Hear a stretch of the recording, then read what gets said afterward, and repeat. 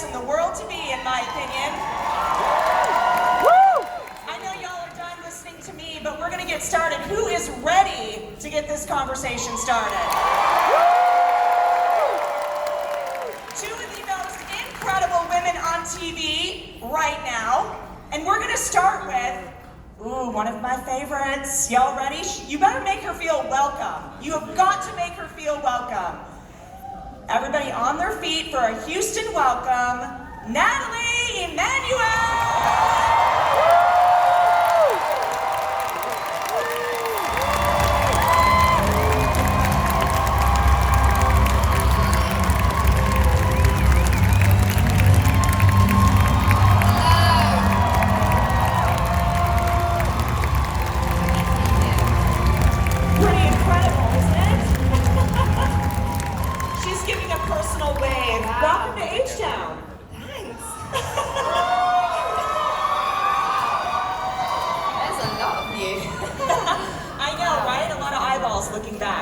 Crazy. I feel like we need to start off with the first question. First of all, you're even more beautiful in person. Absolutely stunning. Thank you.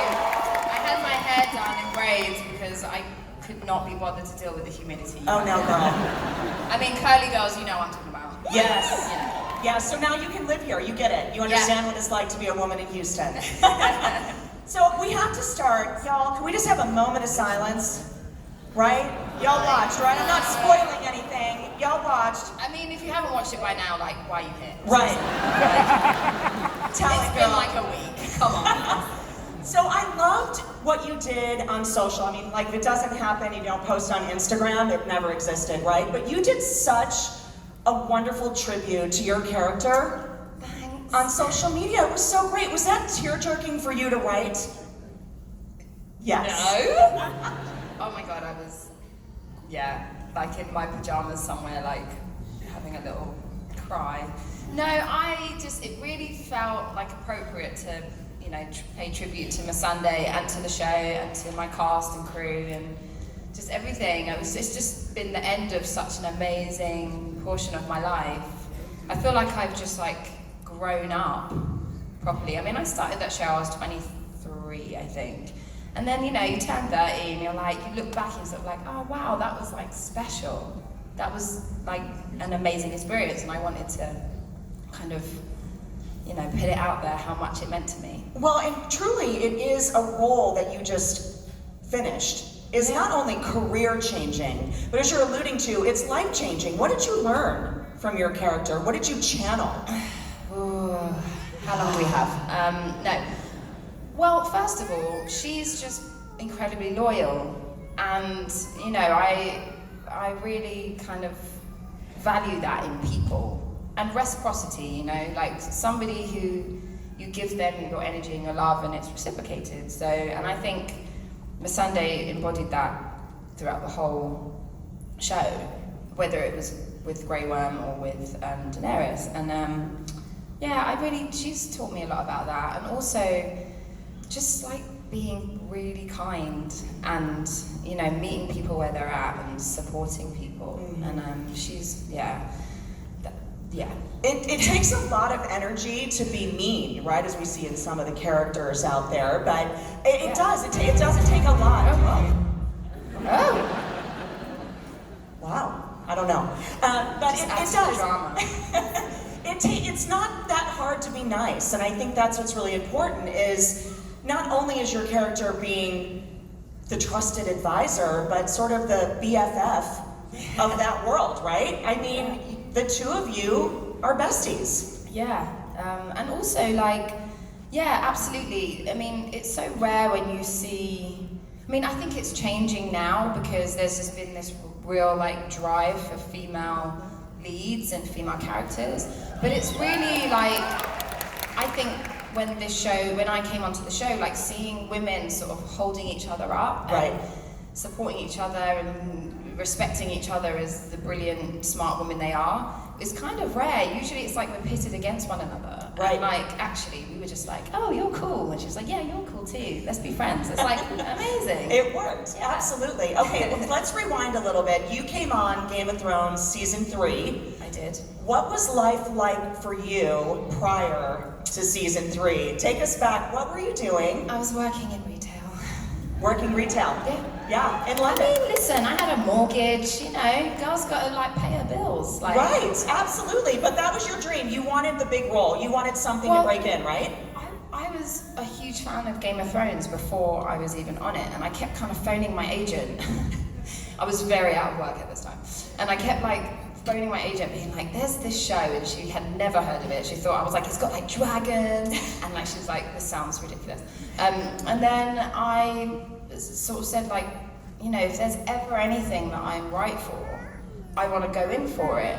And, you know, truth be told, like, there's not many people that look like me on Game of Thrones, and so I was like, I know that's unlikely. And then I saw a breakdown that said, you know, 18 to 25, non-white actress. I was like, that's me. Yeah. I can do that. I can do that. And I'll be honest, I felt like she was mine from the second I saw that. Well, and, clearly. Yeah. What was the read like for you to go in there? To be honest, it was quite terrifying because, like, when you love a show and then you audition for it, you're like, the pressure's just even more. And I really studied, did my homework, and also they said, oh no, we just want your natural accent. And I was like, cool. But like, because I'm a nerd and I'd started reading the books, and I was like, she's from somewhere else. Like, she might have an accent. She might have something. So I just like prepared the same scene in a slight accent. I don't even know what the accent was. It just sounded like I was speaking English with an accent. And so I phoned my agent and I was like, are you sure they don't want an accent? And she said, no, they absolutely said natural accent is fine. And I was like, okay, cool. And I get into the audition and they asked me to do a bloody accent, and I was prepared. I was like, yes. It's mine. And I was like, okay, girl, this is your moment. And so I just did it, and then I left, and I just put it out of my head because I thought, don't obsess about this because you'll drive yourself crazy. And I went back to my life and to my job, and I just got on with it. And for 5 weeks, I didn't hear anything. I just assumed 5 weeks? 5 weeks, yeah. The longest 5 weeks ever. But to be honest with you, when you're auditioning, like if you don't hear anything within like a few days even, just to say, oh, you've got a call back, or you know, right, like you've not got it, or if you don't hear anything, you just assume it's gone away, which happens all the time. And yeah, so I just thought it'd gone away. And then I got a phone call.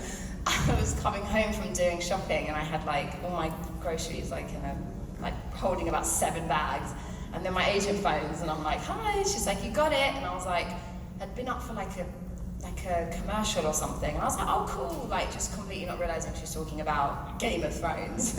And she was like, no, you got Game of Thrones. And I like just dropped everything. I like cried. Oh my gosh. I broke a jam jar. I was like, oh god, you know. And then, nobody needs jam anymore when you're on Game of Thrones. Who cares about jam? We don't do that. So yeah, and it was like the best feeling ever, because you know, like it's hard when you love acting, you love being a creative person, and you're not getting to do that. It really can hit your self-esteem really hard.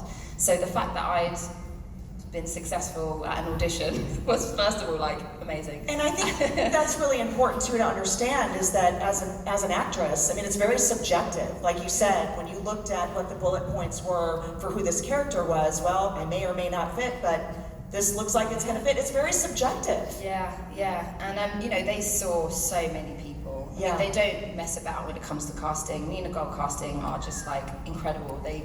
They really do, like, they don't just cast anybody. So the fact that they were like, we want you, I was like that's amazing. Right? I mean, it's so, and it all obviously is career changing for you. Absolutely. What's next, Natalie? What is next, girl? Well, lots of things, hopefully. But I just wrapped on 4 Weddings and a Funeral for Hulu. So that's out, July 31st on Hulu. So that's completely different from Game of Thrones. It's like a rom-com. It's really fun. It's a comedy. Yeah, so no one gets decapitated in this show. No, no one. Okay, good. I was like, okay, guys, that's my one stipulation. Do I keep my head? No, I'm joking. No, it's just been lovely. It's written by Mindy Kaling, who's Queen. She is, yes. Yeah, and it's an amazing show to be part of. We have such a lovely cast, and then also another Fast and Furious, I think, is coming. Yes. So. Very cool. So we were watching, and the crowd was watching a lot of these like outtakes and bloopers before you came on, and I was very distracted. I kind of saw bits of it as I was. It was so cool. How do you? I mean, talk to us about that, because we're watching, we're fanning, we forget about the outtakes, and that you actually forget lines or something funny happens. I mean, what is that like to work with that group of people? It's so hard. Like, I have to kind of declare that I am not good. If people are laughing, I will laugh. Like, there is no, like, I'm not this, like, actor that's like, I'm just in it, I'm serious, I'm like, if you start laughing, I'm gonna laugh. Like, I'm not that strong, and that's just who I am, I'm sorry. And so, like, when you're working with the likes of Conleth Hill and Peter Dinklage, it's impossible, it's hard. And I would be like, guys, come on now, like, because then it looks like I'm misbehaving. And I'm not, I'm like, just laughing at you because you're funny, I'm sorry. It's so cool to see those outtakes. Yeah, we have so much fun together. And Jacob and I, like, we have to play such kind of like serious, stoic characters, and we're not really like that in real life. And so, if it gets silly, I can't look at him. Like, we just can't look at each other. Right. No eye contact. So we have like these moments of like, Jacob, stop it. Like, look over there. Like, I can't. And so that's what we'd have to do, otherwise we can't get through it. I think it's so cool to get sort of that inside look of, what it takes to put it all together, for sure. And what's so neat is that you and Emilia Clarke, of course, you guys are very tight, right? You're tight in real life? I know you can probably see this, but I love her so much. Yes, I love her so much. She's so sweet, and we have such a giggle together, and What she's amazing. What I think is great too, and you kind of alluded to this already with the female, the strong role, and having another female that is strong and you're in the characters together, but to actually like them. Yeah. That's important, right? Yeah, absolutely. I mean, when I came onto the show, we were in Morocco, and Emilia was like the one female character in that kind of part of the world, in that part of the realm. Where were we? Astapor or something? Yeah, something like that. Somewhere hot and dry. And so I came in, and she was just like, hi, you're my friend now. And I was like, not expecting that, because we didn't know each other. She didn't have to be so like open and warm to me. Like, I mean, she is just that as a person, but like, sometimes it takes a minute to warm up to people, and she was straight away, was just like, no, you're my friend now. So I was like, okay. Took me right under the wing. Yeah, and it was lovely. And the truth of it is, we were the only two girls in a very male-dominated part of the storyline. And I mean, yes, she's like the central character of that, but just being two girls on set where it's mostly dudes, like, it bonds you a certain way. Like, you have to, hug it out. Like, hug it out sometimes. Yes, absolutely. Okay, so y'all haven't really seen each other since the premiere. Yay! And we've got her bestie backstage. Y'all, Houston, welcome for Emilia Clarke! Woo!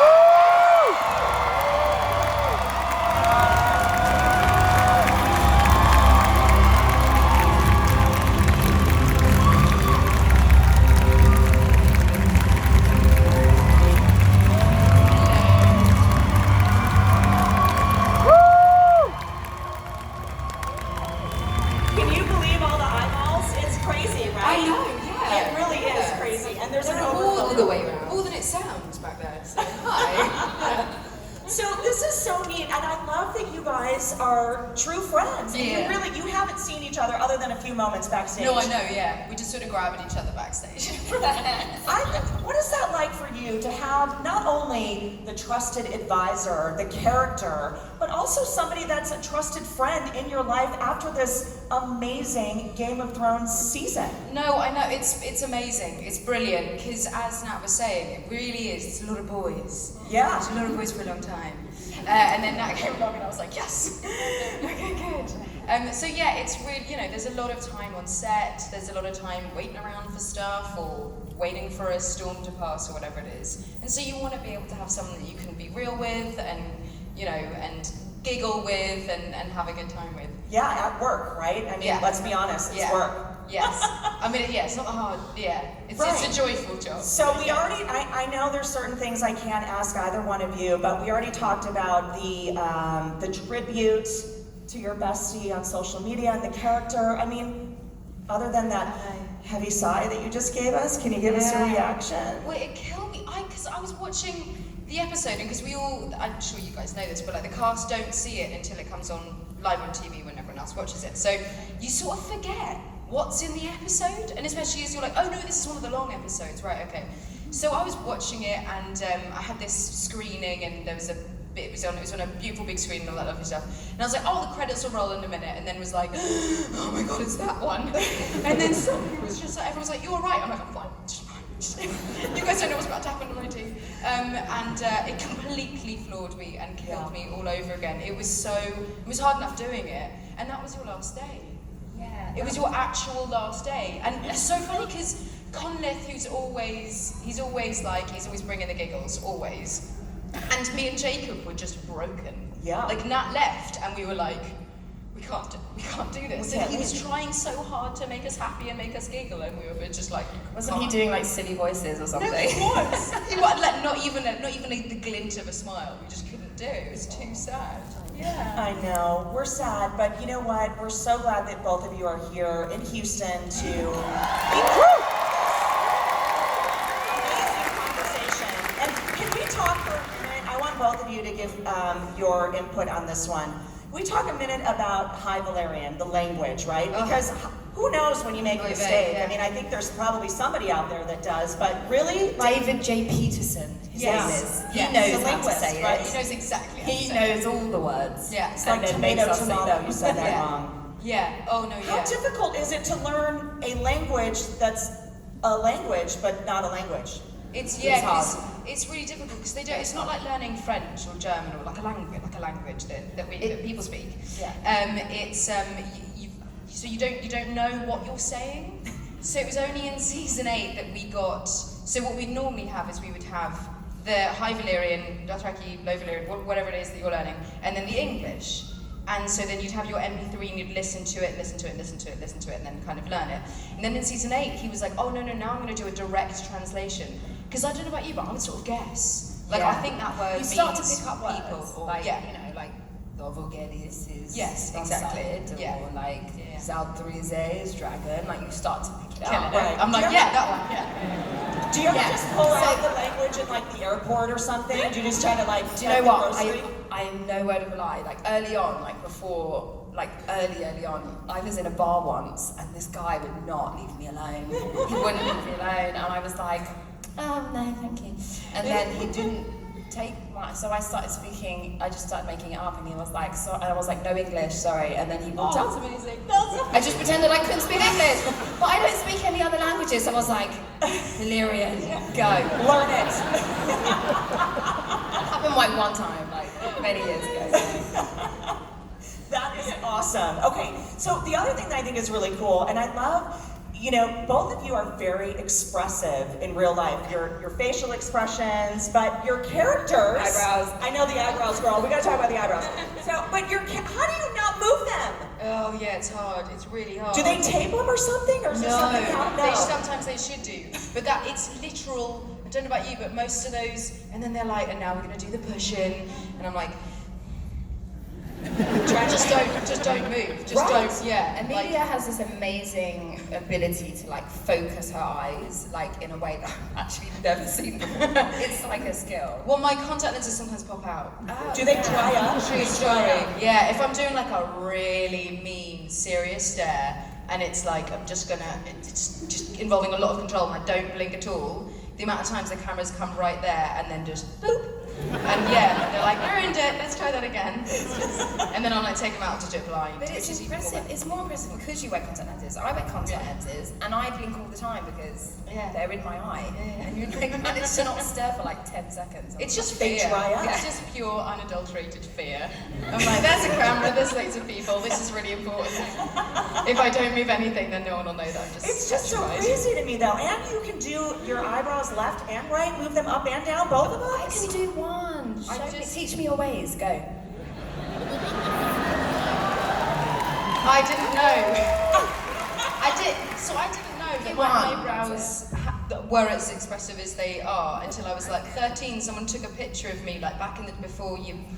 A real camera where you actually Yeah. developed the film. Tell me about it. And I was like 6 months later when we got the film back, I was like, oh my god, what's my face doing? And everyone was like, what do you mean? And I was like, what's my face doing?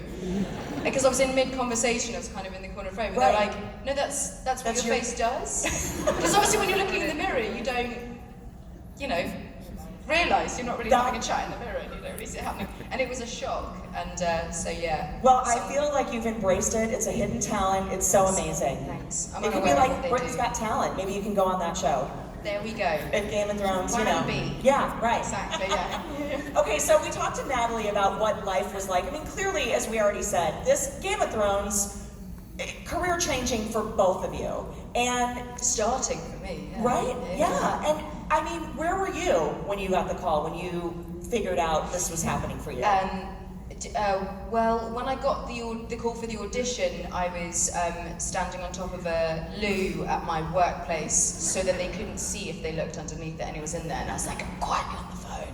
Because that was like okay. when I was doing lots of jobs to pay rent, and one of them was working at this museum where you just stand around. That's literally all I did. And so every time my agent would call, which was once every 6 months, I would run into the loo and kind of. So yeah, I was incredibly unemployed when I got going.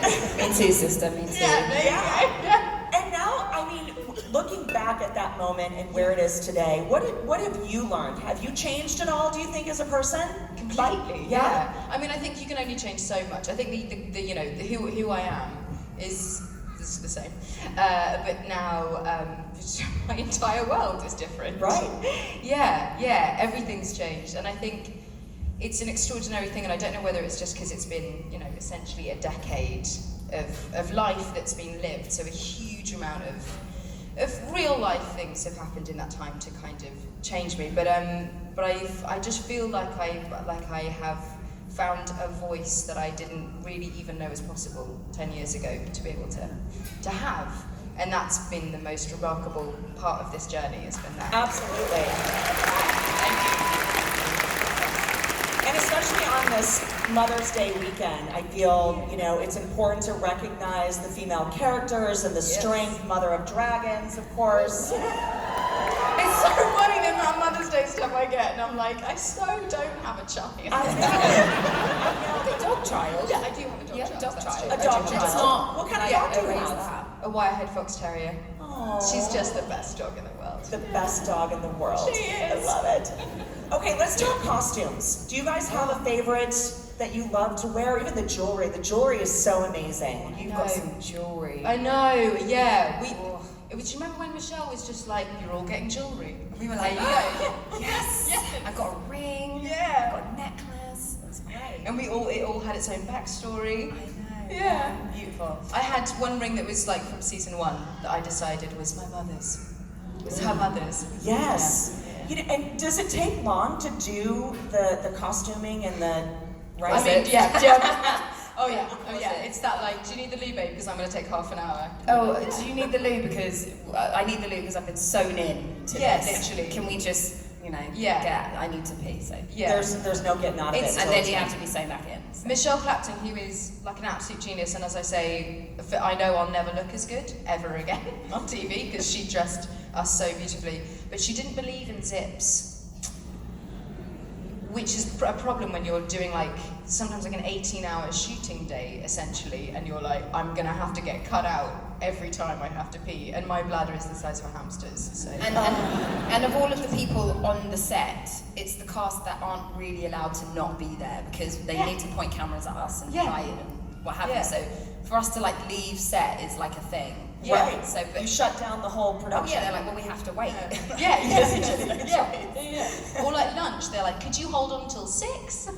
Just because we really need to keep going. You're like, no. Yeah, because you can't eat in corsets. Oh, no, you can't. I mean, I wasn't as Bust out of corseted it. as you, to be fair. Oh my god, But some of those armours were pretty intense. About it, you know? Okay, so we have some social media questions for you guys, and I have one here from Nick Morris, and his question's for you, Emilia. Would you be open to or ever consider reprising your role as Daenerys if the opportunity presented itself? Either way, why do you feel that way? So a prequel or something? Or well, Nick, thank you for your question. 10 years is a significant chunk of life to live with one character, and I feel unbelievably lucky to have had the full range of everything that I've been able to explore as an actor through her eyes and walking in her shoes. And I really feel like that beginning, middle, and then when the season is finally done, that's a lot. So that's probably a no, because I think that time to put there's time. I also think that David and Dan are the geniuses of this world, and if they ain't doing it, then you're gonna follow. Okay, you know absolutely. What I mean? They're my people. And then we have one from Elise Salinas, and she said, on screen, Missandei and Danny have a great friendship, which we already talked about a little bit, and loyalty. Was there that instant connection in tow that made it come across very sincere and believable on screen? Well, I was thinking, do you remember do you remember the first one, and then we had a little bit of a situation? Yeah. Do you remember? And I was like, nah. Yeah. I did not enjoy. Yeah. So we're talking. Oh no. Do you know what I mean? Do you remember in the? It's just Sorry, that made no sense. It's chill. I got very protective quite immediately. Yeah. So I'm gonna So we were in Morocco filming, and my costume was somewhat revealing. Just a little bit. Kind of punchline, and there was a certain response to that. And I did not take kindly to that response. Yes. So we bonded pretty. So there was a very quick hey, protective thing over each other. Exactly. And it felt it's suddenly, I was so grateful to have Nat join us and forever. And I think that just very quickly, it was like, oh, we're in it. These are long days. Yeah. We're getting into it. There's a lot of people here. And I think we just... Yeah, we straight away, I felt very someone's on my back. Right. You had that moment of you say something to her, I'm gonna, women should have their backs, and those comments shouldn't be made. Yes. Right? Absolutely. Exactly. What about the female roles and how that has evolved? Because that's one of the questions that Brandon Pena, we talked about that. Obviously very male-dominated when both of you came in, and the way you were treated in the beginning, the way you were treated, and so it had to come across. It was part of the storyline. It had to. Was that difficult for either one of you to put yourself in the slave role, or being sold off? Just in that, you have to be in character. So what does it take to get to the depth of that moment? Yeah, it's kind of, for me anyway, it was the first proper job that I'd had. So I was petrified anyway. So I think inhabiting the part of Daenerys that was vulnerable and scared and without any voice at all, and without any kind of power to speak her truth, as someone who was very, fresh out of drama school and was 6 months earlier standing on a loo seat in a job she didn't want to be in, going, oh my god, it was very easy to inhabit that particular space. But then I was very lucky that within the arc of season 1, by the end, she found a strength that I felt I had too, because I'd had 10 episodes of filming kind of under my belt before we got to that bit. So yeah, it was definitely, the sensible actor response is like, oh yeah, it's just where my head, where I knew my head needed to be, which I absolutely was. I read the first book like 4 times and was really in her mind and in George R. R. Martin's head with regards to kind of what the material was for the first book. But most of it was my own fear, I think. So it's quite easy to inhabit that. Channel the inner fear. Yes, yes. Well, obviously, those of you who've read the books know that Masandé's 9 years old in the books. She's not a grown woman, so straight away that kind of changes how you play her. And but the one thing that I took from the books, and the one thing that I did in preparation for this role, was just think about, what's somebody who has been enslaved, and who is surviving because to someone else they're property, they're disposable, they're nothing, and what that would take. And so for me, a lot of the choices I made for her were her being very still, very almost like a walking encyclopedia. I get asked a question, I speak when I'm spoken to. That's submissive, brainwashing, years of it, what that might do to a person. And I had to really think about that. And so that's sort of where I started. And then I had the absolute joy of figuring out what freedom meant for her, what having an opinion meant for her, what having a friend meant for her, what having a love meant for her. I had to just figure out all these things and how that might play in her performance and in her journey. And suddenly this person that's been wound so tight, that's been oppressed in the most horrific of ways, how they start to release some of those binds. And it was just every sort of season they would give me this little nugget of something, and I'd be like, oh, I'm gonna do something with that. And that was a moment where we see her smile, or see her laugh, or see her her opinions, even if they were small. Right. They came subtly, and that was something that I felt was important, because a lifetime of slavery, she survived slavery. That's not gonna just happen overnight. It's gonna take some time. And so that was my kind of where my thoughts were mostly existing. It's so perfect and powerful. Yeah, and I think that's what binds them early on, is because Daenerys has had a similar experience, that she was being sold and was kind of spent her life being groomed to be sold. There's that. There is definitely a common ground. They've had very different experiences. The Narth people of Narth are very passive. They don't harm things, so they're just easy targets for slavers. And obviously Daenerys has come from royalty and this historic family of power that's been kind of overthrown and blah blah blah. So they've had very different life things, but there is this kind of space somewhere of their two worlds where they both know what it feels to similar. Be property, right? And to be nothing but a pawn in someone else's powerful game or something. So yeah, and also they're both brilliant women, despite it all. True that. Right. Yes.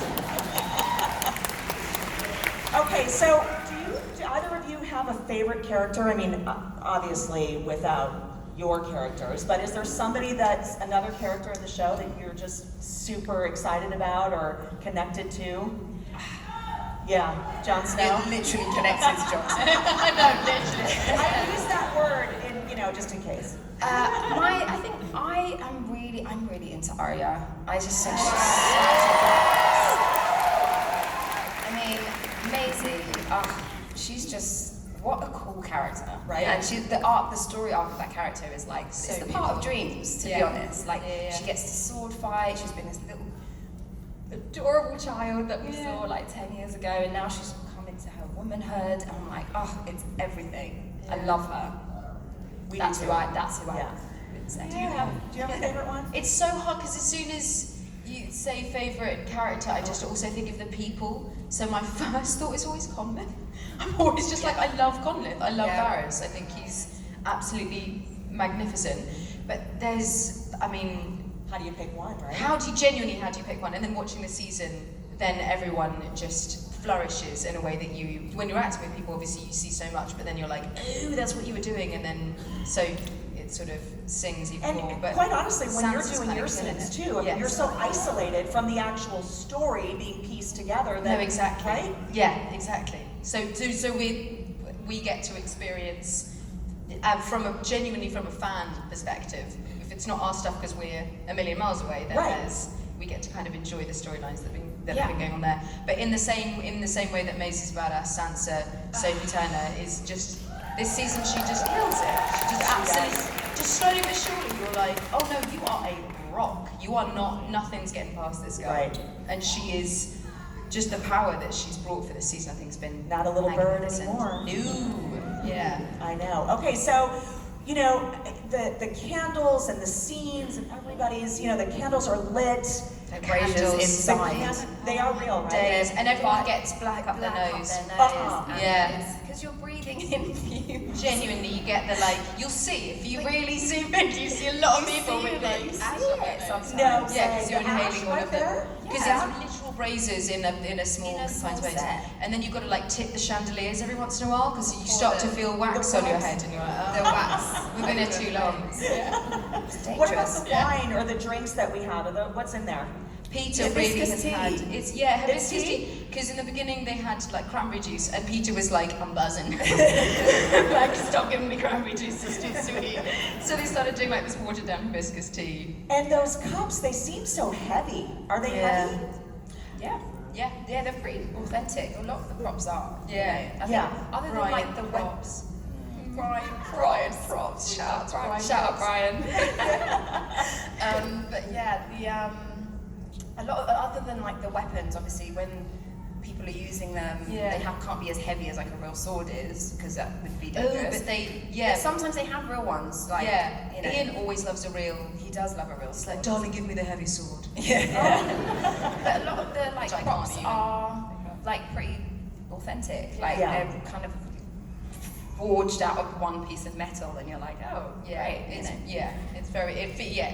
You're not picking up like a styrofoam. Right. Yeah, they make Thing it. that's painted. It's They make it very easy for you to step into Game of Thrones world. Obviously, once you've gone through hair and makeup and all of that, and you're in your regal attire, you then step onto this set that's very beautifully dressed, and there are things that look like they were made in the way that they were. It's really 400 fantastic. years It ago really or is. something. Okay, so let's take it back to real world. And last night was a first for you, Emilia. Yes.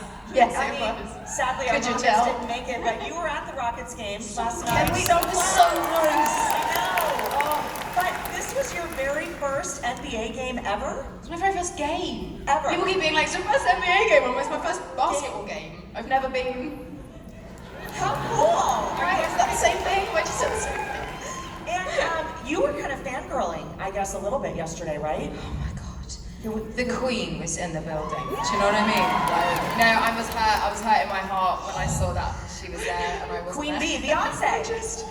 Because You're a huge fan. No, I'm a huge fan, and then I managed it because now I've watched Homecoming 3 times, and every time I watch it, it genuinely gives me inspiration. And she's been on every single Danny playlist, Daenerys Mother Dragons playlist that I've ever had. She has. Who run the world? But we used to do this. So We did. Oh, we have. you gotta show us. No, there's no No? dancing. Okay. No, Yeah. I mean, no. But we used to be in this scene, Yeah. this Beyonce song is the theme of this song. 100%. We Who did run that. the You world? did. And then the other one was Diva. Remember? Yes. Yes. A diva is a female version of a hustler. You know, Yes! she's did that a lot. Every step of the way. That is so cool. Okay, so did you pump up music? What's on the playlist? I mean, we already talked about one Danny playlist, so what else is on it? Oh my goodness, it sort of changed. This season was a little different. I took a little Dark, turn with dark. Yeah, a little dark, a little sad. Yeah. A little dark. Yeah, I'm now. I can't even. Can't think, I know. But no, but there's like when I did the walking through the fire for the last I completely forgot my episode that was in. That was I had like a very hardcore playlist for that. Do you remember which ones were on there, on that playlist, or no? It was a lot of Beyonce. It was a lot of. Oh my Survivor god. had to Yeah, be on Survivor there. definitely. Oh, I mean, yeah. I'm sorry, I'm not trying to like. No, 100%. And then a lot of Stormzy, and then just maybe like a Rage Against the Because Machine. everybody just needs, to throw it out yeah, there. you need music Just to like- get yourself pumped up. Yeah, Yeah, can I just say, Emilia Clarke is like amazing at rapping. No, but she does this thing, and it's the funniest thing ever, where she raps but as the Queen of England. Oh, And come raps, on, and you it's gotta do that. amazing. Sorry, I don't mean to put you on the spot. No. But just it's think, the one that I'm thinking of is so rude. Like sometimes when we do like a really big wide shot, and you know they're not listening to your microphone, or if they are, they're giggling because you can't see what you're. I would do all the actions of like very serious, but actually you're doing like a ludicrous lyrics. I love it. And Jacob's like standing next to me being like, you're making me laugh. Can we get a taste? Do we get a little something of this? So Sorry, I feel like I put you in a spot. Fine now, sorry about that. It's so good I don't want to leave, so I've got to, no, what is your fantasy? I can't continue, that's the only vaguely PG version of that rap. It's a ludicrous rap. Okay, so we love that you fly on the dragon, of course, but it's not as cool, right? Filming it? Well, no, yeah, so as soon as you do the first one is cool, but genuinely it's like for each minute of dragon riding, or even 30 seconds of dragon riding, that's a week of filming. A week. It's mental.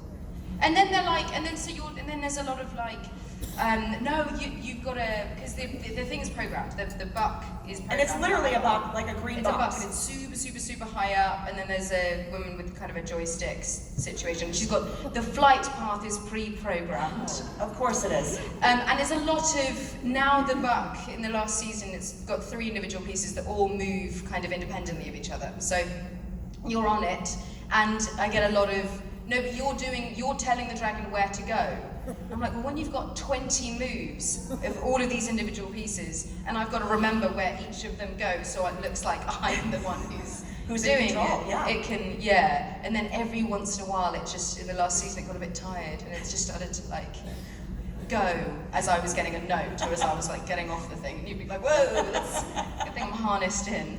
Am I right in saying though that we would rap and you would be there for like another month and a half? Literally a month Like and a half. everyone else would go home from Yeah. Belfast. I mean, Yeah. To rap, to And do the all that? yeah, so it was Moco Unit, which is movement capture, and there was one season where everyone, all of the crew who were there, and me, who was the only person who was doing it that season, there was kind of 2 months of it, and we called it the infirmary because as soon as everyone got sick, and then as soon as the first person who got sick got well again, the last person who got sick would make them sick again. Right. It was Dark times, yeah. If I look miserable on that thing, that's why. 'Cause it's just like, yeah. Well, okay, so we're going to be wrapping up here shortly, and welcome both of you to Houston. We hope that you have such a great time here. Maybe just some parting words if there's struggling actors and actresses out there, or somebody just looking to find their purpose. Any advice? Oh my goodness, I think it's a long journey to find your voice, and it's a long journey to find out what you really want to do in this world, and it doesn't need to look like you think. It doesn't need to look like the glamour that this job can sometimes look like. But I think patience, true patience and self-belief is what hopefully we'll get, especially speaking to actors who are looking for that window of opportunity, because it will come if you believe in what you're doing. But I really think that that patience and holding on is it's definitely been my journey for for sure. Yeah, absolutely.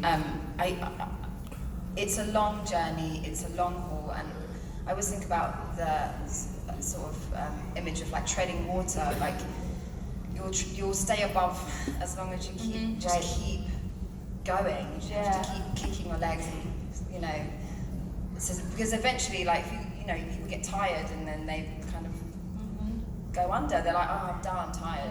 And actually, like the longer you just keep kicking, you'll be fine. Exactly. And I also think as well, there's always been this very like kind of traditional way to get into acting or to be an actor. And I took a very not very traditional way at all. Like I didn't train. I sort of just like, sometimes I think I like snuck in and people haven't figured it out yet.